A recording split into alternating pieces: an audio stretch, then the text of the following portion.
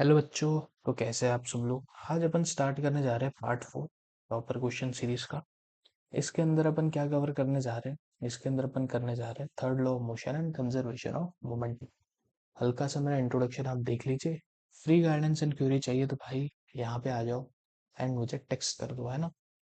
पहला सवाल अपन देखते हैं। Basically third law of motion के ऊपर अप्रोच कैसे बिल्डअप करनी है। वही मेरा मोटो है कि कैसे आपकी अप्रोच में बिल्डअप करूँ। भाई अप्रोच बिल्ड करने के लिए तुमको इस पार्ट के अंदर क्या ध्यान रखना है। थर्ड लॉ ऑफ मोशन का एप्लीकेशन एक ही एप्लीकेशन है। इक्वल एंड अपोजिट रिएक्शन, है ना। दो अलग अलग बॉडी पे लगेगा, इक्वल एंड अपोजिट रिएक्शन होगा, है ना। इसी तरीके से आपको घुमाया जाएगा सवाल और आपको ध्यान में रखना है कि हाँ भाई ऐसा हो सकता है। जैसे ये वाला सवाल देख, electric fan is mounted directly on a deck of the sail boat, blows air continuously onto a rigid cell of the same boat. Will the boat move forward? अब तुम सोचो कि बाप रे ये क्या बोल दिया। बट ये कुछ भी नहीं है ना। यहाँ पे अपने को क्या करना है कि एक जो बोट होती है ना, बोट होती है, आपने देखा होगा उसके ऊपर ऐसे एक मेम्ब्रेन बनी होती है जिसे बोला जाता है सेल। इसलिए उसको सेल बोट बोट बोला जाता है। यहाँ पे बोला जा रहा है भाई मैंने एक पंखा लगा दिया, है ना। पंखा लगा दिया, पंखा इसको हवा मारेगा। क्या है, सेल इसको हवा मारेगा। हाँ सर। तो क्या ये इक्वल एंड अपोजिट हो गए। हाँ सर हो गए, है ना। तो इक्वल एंड अपोजिट होंगे तो क्या ये फोर्स एक दूसरे को बैलेंस कर लेंगे। बिल्कुल कर लेंगे। तो क्या कोई एक्सटर्नल फोर्स लगा, नहीं लगा। इसका मतलब बोट के आगे बढ़ेगी, बिल्कुल नहीं बढ़ेगी सर। तो इसका आंसर आ जाएगा नो। अब ये वाले क्वेश्चन सॉल्व करने के पीछे आपको ऑप्शंस रीड करना बहुत जरूरी है। ऑप्शन देख के ही आपको समझ में आ जाएगा। जैसे नो के सामने लिखा है because fan can only work effectively on land, ऐसा होता है क्या भाई। गलत बात। Because forward force on sails cancels by equal and opposite backward force of fan. कितना सही एक्सप्लेनेशन इसका दिख रहा है। तो यहाँ से ऑप्शन हो जाएगा बी। तो इस तरीके से आपको फटाफट दिमाग दौड़ाना है कि हाँ भाई ऐसा होगा, है ना। अगले सवाल पे अपन बढ़ते हैं। दूसरा क्वेश्चन क्या कह रहा है। A heavy commercial truck and a small compact passenger car collide head on vehicle experience greater magnitude of impact force. अब डेफिनेटली सी बात है ना, कि ट्रक और पैसेंजर अगर टकराए तो किसको ज्यादा फोर्स लगेगा। अब आप बोलेंगे सर पैसेंजर को ज्यादा फोर्स लगेगा। हमने तो देखा है कि ट्रक और पैसेंजर टकराते हैं तो भाई पैसेंजर की क्या हालत हो जाती है ना। जब ट्रक और कार टकराते हैं तो कार तो एकदम, है ना, टूट फूट जाती है और ट्रक को उतना नुकसान होता नहीं है। तो इम्पैक्ट फोर्स तो ज्यादा कार को लग रहा होगा। बट यही आपके माइंडसेट का फायदा उठा के, है ना, एग्जामिनर आपको फंसाएगा।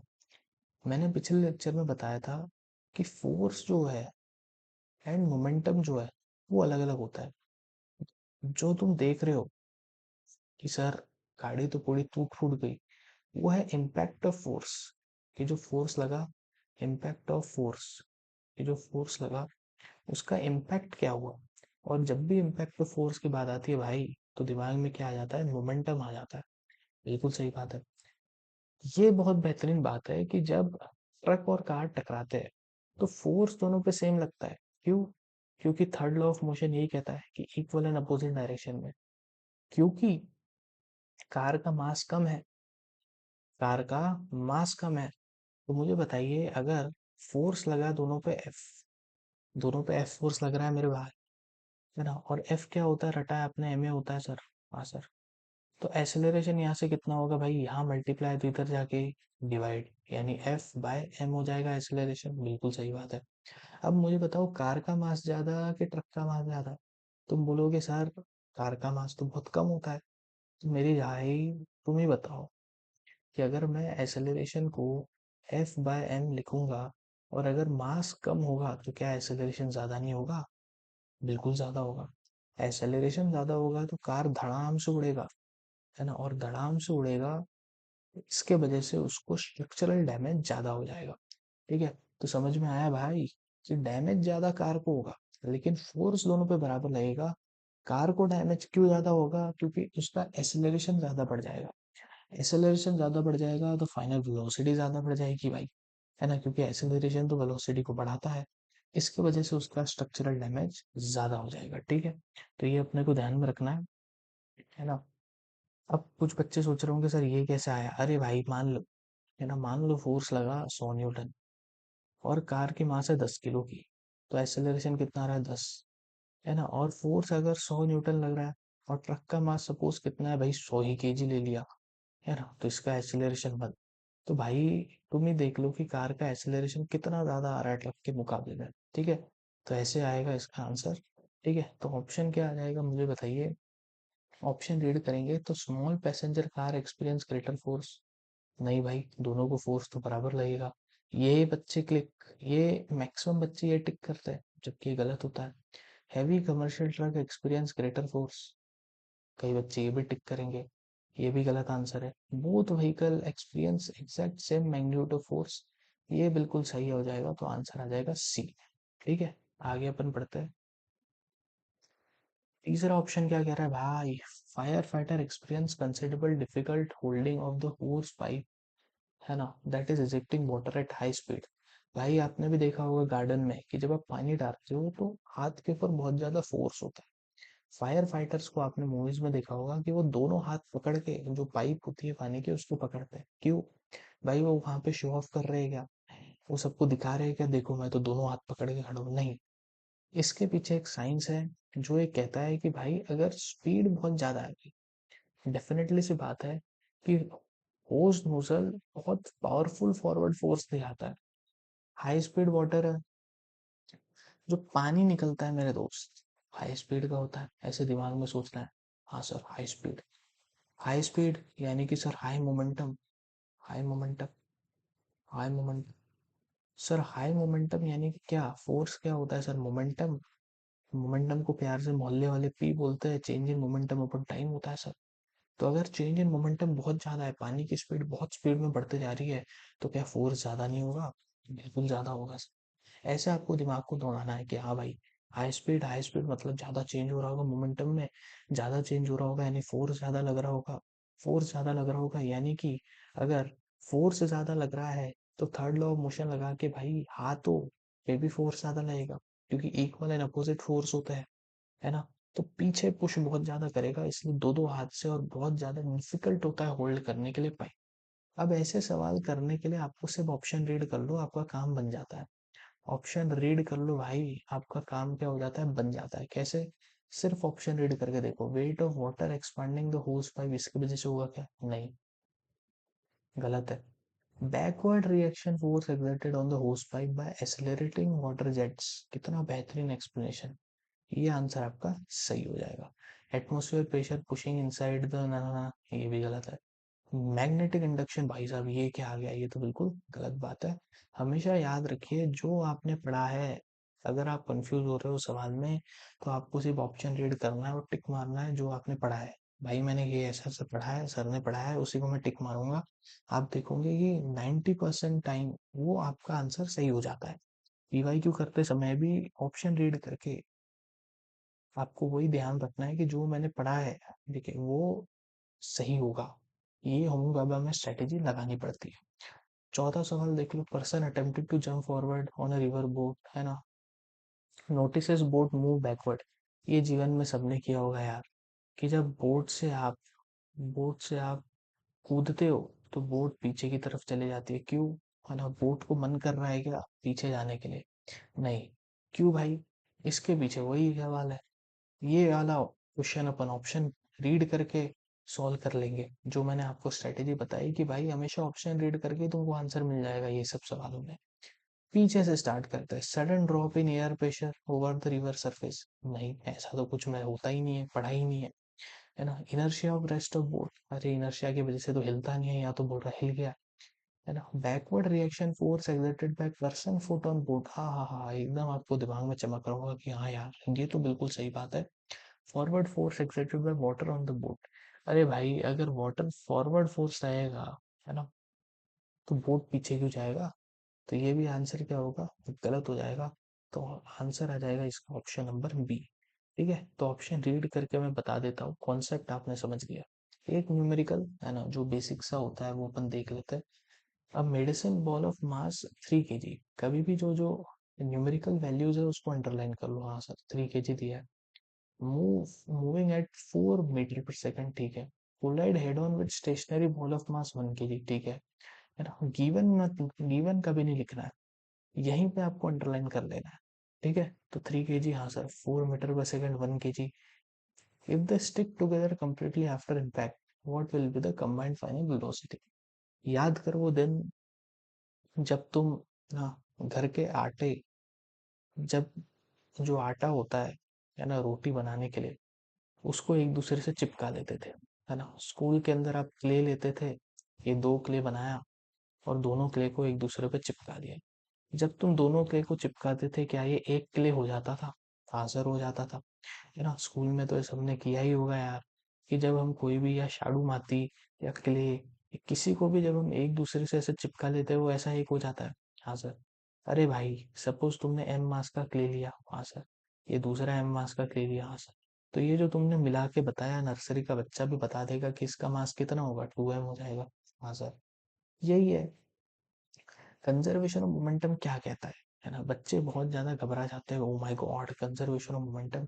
कंजर्वेशन ऑफ मोमेंटम यही कहता है कि इनिशियल मोमेंटम किसके बराबर होगा, फाइनल मोमेंटम के बराबर होगा, है ना। बस भाई, मोमेंटम का एक फॉर्मूला याद रखेगा एमवी। हाँ सर। तो बस इनिशियल मोमेंटम देख लो यार, है ना। तुमको क्वेश्चन रीड करके देखना है कि इनिशियल यानी पहले क्या हो रहा था। पहले मेडिसिन बॉल 3 kg वाली 4 से चल रही थी, तो मेडिसिन बॉल का मोमेंटम कितना होगा भाई, mv, यानी 3 into 4। हाँ सर। और क्या हो रहा था भाई साहब, है ना। 1 kg का जो बॉल था वो स्टेशनरी था, रुका हुआ था, तो mv 1। अब रुका हुआ था तो वेलोसिटी 0। ये पहले का मोमेंटम था, कुछ नहीं था इसमें, लिख लिया, है ना। ये बस भाई प्लस माइनस है, कंजर्वेशन ऑफ मोमेंटम, और कुछ भी नहीं है। बाद में क्या हो गया भाई, एक हो गए दोनों, एक हो गए। अभी मैंने क्ले का कॉन्सेप्ट बताया भाई, एक हो गए यानी दोनों के मास जुड़ गए। तो एक 3 किलो का था, एक 1 किलो का था, तो क्या है, इसका मास 3 + 1 होगा। हाँ सर। हाँ, कितने वेलोसिटी से चलेगा, तो भाई मोमेंटम क्या होता है, m × v, तो इसको मल्टीप्लाई कर दो v से। हाँ सर। अब मैं इसको सॉल्व करूंगा, तो 4 3 कितना होता है, 12। 3 + 1 कितना होगा, 4v। ये मल्टीप्लाई तो यहाँ जाके डिवाइड, तो यहाँ से v की वैल्यू कितनी आ गई मुझे बताइए, 12/4, जो कि कितना आ जाएगा, 3। क्या इसमें कोई भी टफ बात थी, क्या इसमें कोई ट्रिक की जरूरत थी? अरे भाई, सिंपल सिंपल कॉन्सेप्ट है, आपको दिमाग दौड़ाना है, आंसर आ जाएगा। तो आंसर क्या आ जाएगा यहाँ पे, 3 मीटर पर सेकेंड, ठीक है। आगे बढ़ते हैं। Rocket propel itself upward in atmosphere primarily due to, पहला आपको ऑप्शन रीड करना है, वहीं से आपका आंसर आ जाएगा। Exhaust gas pushing against the surrounding atmospheric air, ठीक है यार, ऐसा, है ना। श्योर नहीं हूँ। बी ऑप्शन देखते हैं, reaction force exerted on the rocket by rapidly escaping downward exhaust gas. भाई ये तो मुझे बहुत सही लग रहा है ऑप्शन, है ना। कि जब रॉकेट, आपने देखा होगा इसरो में, कि जब रॉकेट उड़ता है तो वो नीचे की तरफ भाई ऐसे करता है। क्यों करता है, उसको शौक है क्या यार नीचे की तरफ? क्योंकि जब वो नीचे की तरफ फोर्स आएगा, तो ये वाला जो फोर्स होगा ये इसको ऊपर की तरफ फोर्स करेगा, है ना। इसलिए ये नीचे की तरफ फोर्स करता है, सो दैट ये ऊपर जा सके, है ना। यही यहाँ पे लिखा है कि reaction force exerted on rocket by rapidly escaping downward exhaust gas. तो ये ऑप्शन क्या हो जाता है, बिल्कुल सही हो जाता है। अब देखो कैसे फंसाएंगे। Reduction of its mass, solar wind pushing against metallic hull panels. अरे नहीं भाई, मुझे तो आंसर मिल गया बी ऑप्शन में, तो आंसर क्या आ जाएगा, ऑप्शन नंबर बी, ठीक है। सेवेंथ वाले देख लो यार, हेवी राइफल, है ना, recoil backward when the bullet is fired from it. Recoil velocity of the rifle is much smaller than forward velocity of bullet because, भाई बहुत इजी है। अभी मैंने ट्रक का कॉन्सेप्ट दिखाया कि भाई जब ट्रक और कार टकराएंगे, तो ट्रक उड़ेगी कि कार उड़ेगी, बोलोगे सर कार उड़ेगी। सेम कॉन्सेप्ट यहाँ पे है, कि जब बुलेट और गन फायर होगी, तो बुलेट एकदम स्पीड में उड़ जाती है और गन हल्की से पीछे होती है। ऐसा नहीं कि गन वही रहती है, गन होती है, गन भी हिलती है लेकिन हल्की सी होगी, लेकिन बुलेट बहुत स्पीड में हो जाती है। इसका वही रीजन है, मैंने पहले ही बताया कि भाई फोर्स तो दोनों में बराबर होंगे, हाँ सर, फोर्स क्या होता है, एम ए, है ना। तो फोर्स दोनों बराबर होंगे एम ए, तो एसेलरेशन कितना आएगा, एफ बाय एम आ जाएगा। सर बुलेट का मास कम है, उसका एसेलरेशन ज्यादा होगा, एसेलरेशन ज्यादा होगा तो फाइनल वेलोसिटी ज्यादा होगी, फाइनल वेलोसिटी क्या होगी, ज्यादा हो जाएगी। बिल्कुल सही बात है, क्योंकि एसेलरेशन क्या होता है, स्पीड को बढ़ाता है, वेलोसिटी को बढ़ाता है। तो भाई जब एसेलरेशन एकदम से बढ़ गया, उसकी क्या फाइनल वेलोसिटी नहीं बढ़ेगी, बिल्कुल बढ़ जाएगी। इसलिए उसकी स्पीड भी क्या हो जाती है, बढ़ जाती है। वही अगर गन का मास भारी होता है, क्योंकि गन में कितने सारे बुलेट होते हैं, कितनी भारी भारी गन्स होती है, तो गन का मास कम है भाई, उसका गन का मास ज्यादा है, तो उसका एसेलरेशन कम हो जाएगा। इस पे न्यूमेरिकल भी बनते हैं। न्यूमेरिकल्स के लिए आपको भाई कंजर्वेशन ऑफ मोमेंटम लगाना है। कंजर्वेशन ऑफ मोमेंटम कैसे लगाएंगे, मुझे बताओ। जब आपने बुलेट फायर नहीं की थी, तो बुलेट चल रही थी क्या, तुमने बोला नहीं चल रही थी। गन चल रही थी क्या, तुमने बोला नहीं चल रही थी। अरे भाई तो इनिशियल मोमेंटम कितना था, जीरो था यार, क्योंकि mass into velocity of gun, velocity of gun is zero, momentum of gun is zero, mass into velocity of bullet, velocity of bullet is zero, momentum of bullet is zero. Final momentum क्या होगा, final momentum होगा मास of bullet into velocity of bullet plus mass of gun into velocity of gun. अब सबको पता है ना, मोहल्ले में सबको पता है भाई, कि जब गोली मारते हैं तो गोली तो आगे जाती है, और जो बुलेट होता है और जो गन होता है वो पीछे की तरफ आ जाता है। इसलिए क्यों ना मैं यहाँ पे प्लस के जगह माइनस लिख दूं, तो क्या आप बुरा मानोगे, क्योंकि माइनस यहाँ पे क्या बता रहा है, माइनस यहाँ पे बता रहा है साइन, क्या बता रहा है, साइन। ठीक है, कि भाई बुलेट आगे गई तो मैंने बुलेट को मान लिया पॉजिटिव, गन पीछे गई तो गन को मान लिया मैंने नेगेटिव। ठीक है, तो इस टाइप के न्यूमेरिकल के लिए बस ये इक्वेशन लिख लो कि zero is equal to m b v b plus m g v g. Okay, basically ये क्या अपन ने ले लिया यहाँ पे, माइनस, है ना। कभी भी इससे घबराना नहीं है, प्लस माइनस से कभी भी नहीं घबराना, आपका आंसर कभी भी गलत नहीं होगा, है ना। तो mass of gun, velocity of gun is equal to mass of bullet, velocity of bullet. तो यहाँ से वेलोसिटी ऑफ गन कितनी आ जाएगी, mass of bullet, velocity of bullet divide by mass of gun, है ना। यहाँ से आप कुछ भी निकाल लो, ठीक है, यहाँ से आप कुछ भी निकाल सकते हो। ये इक्वेशन आपकी आ जाती है भाई, कुछ भी निकालो। कभी कभी ऑप्शन में माइनस साइन रहेगा, माइनस साइन का मतलब पीछे की तरफ गन गई, अगर बुलेट आगे की तरफ गई। ठीक है, कितने लोग इसको, है ना, टफ करके बताते हैं, बट ये टफ है नहीं, है ना। एट्थ वाले ऑप्शन में अपन आ जाते हैं कि Newton third law of motion state that action reaction force are equal and opposite, why do this forces never cancel each other. ये बहुत बढ़िया बात है कि भाई फोर्स एक दूसरे को कैंसिल क्यों नहीं कर देते, और इक्विलिब्रियम क्यों नहीं बना देते। तो फोर्स एक दूसरे को कैंसिल इसलिए नहीं कर पाते, क्यों, क्योंकि ये डिफरेंट बॉडी पे लगते हैं। कभी भी इक्विलिब्रियम के लिए, जैसे आप बुक्स आपने रखी है टेबल के ऊपर, एक टेबल के ऊपर आपने किताब या बॉक्स रख दिया भाई, अब ये इक्विलिब्रियम पे है। क्यों इक्विलिब्रियम पे है भाई, क्योंकि इसके ऊपर नेट एक्सटर्नल फोर्स जीरो है।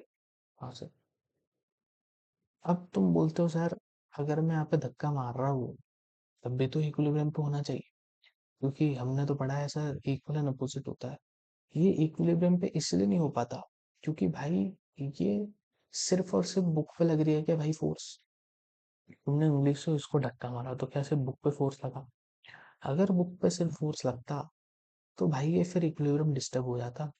ये बुक पे भी फोर्स नहीं लग रहा कंप्लीटली, एंड आपके हाथ पे भी नहीं लग रहा, ये दोनों पे लग रहा है ना। तो ये बहुत इंपॉर्टेंट सा कंक्लूजन होता है कि भाई ये फोर्सेस एक दूसरे को कैंसिल क्यों नहीं कर रही, कैंसिल इसलिए नहीं कर रहे क्योंकि ये डिफरेंट बॉडीज पे लगते हैं।